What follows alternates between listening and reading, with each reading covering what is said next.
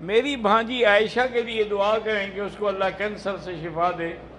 دیکھیں جی، کینسر جو ہے نا، اس کا ہم نے جو بارہا تجربہ کیا ہے، اللہ کے قرآن کی آیت ہے لیس لہا من دون اللہ کاشفہ، سورۃ والنجم کی آخری آیت ہے۔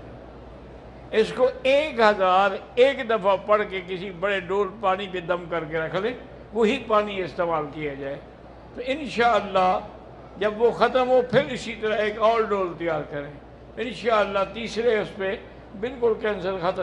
یہاں میرے اپنے ایک دوست آئے تھے بیچارے، بہت بڑے عالم کے بیٹے ہیں، ویل چیئر پہ اور ایسے کمزور، میں حیران ہو گیا، ابھی یہ تو اتنا خوبصورت جوان تھا۔ میں نے کہا بیٹا، انہوں نے کہا مجھے پہچانا بھی ہے کہ میں کون؟ میں نے کہا نہیں۔ انہوں نے کہا حضرت میں فلان ہوں اور مجھے کینسر ہو گیا ہے۔ تو میں نے اپنے والد سے درخواست کی کہ اب چونکہ میں کینسر کا مریض ہوں، میرے بچنے کی کوئی امید نہیں، مجھے ایک دفعہ عمرہ کرا دیں، میں کعبہ شریف دیکھ لوں اور مدینہ شریف کی حاضری دے دوں۔ میں نے اس کے والد کو یہی بتایا لیس لہا من دون اللہ کاشفہ۔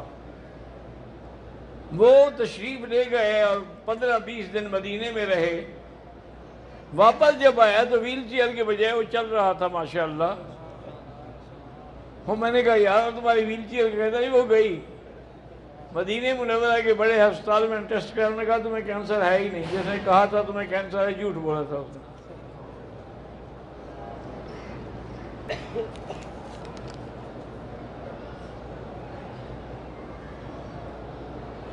ایک آدمی ہے جو ہندو سے مسلمان ہو گیا، اب اس کو ہندو نہیں کہنا چاہیے، جب مسلمان ہو گیا ہے اسی وجہ سے۔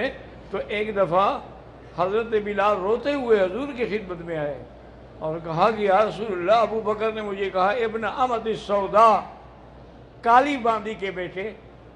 حالانکہ ابو بکر نے غلط تو نہیں کہا، حضرت بلال کی ماں بھی تو کالی تھی۔ کہنے لگا یا رسول اللہ، میں کالا، میری والدہ بھی کالے، کہ میرا دل تو کالا نہیں ہے، میں کلمہ پڑھ چکا ہوں۔ حضور آئے، آپ نے بلایا ابو بکر کو، فرمایا قلت کلمۃ، تم نے ایک بات آج ایسی کی ہے اگر دریا میں بھی ڈالو تو کڑوا ہو جائے گا، بلال سے معافی مانگو۔